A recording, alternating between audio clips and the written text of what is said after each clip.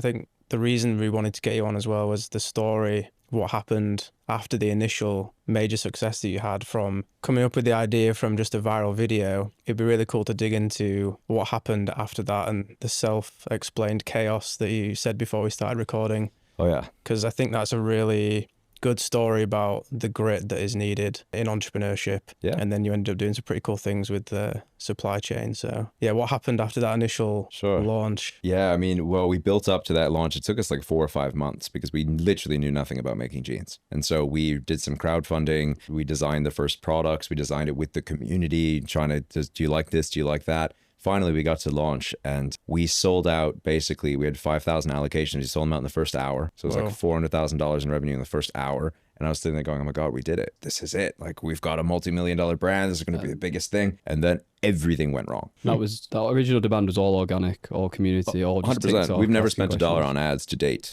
So 100% of it has been organic thus far. And yeah, just every single thing that could have gone wrong went wrong. You know, our third-party manufacturers just completely overpromised. You know, they told us it was like a 5-week turnaround time, turned out to be 5 months. You know, we had people on the line for just months. Team was just not ready in the slightest. I was flying like to and from the factory every week. It was a disaster and just, it didn't work. And we were trying to offer something that didn't exist. And that was what we realized. It was that it wasn't a fashion problem. It was a manufacturing problem. There just wasn't manufacturers that could handle what we were trying to do, which was basically taking customer measurements and having a size set that actually fit people properly and then making jeans to order and then shipping them. And so we thought we had this great supply chain set up. We're going to make them in Italy. We were going to ship them in Italy direct to consumer from people and everything was going to work, and nothing worked. And so that happened. The first launch, we improved a couple of things. Second launch, still terrible, but got a little bit better. Third launch, still terrible, got a little bit better. And then we realized if we're ever going to do this again, we have to build our own factory end to end. That's where we basically realized if you want to do something like this, you have to own the supply chain end to end. That's what we basically did.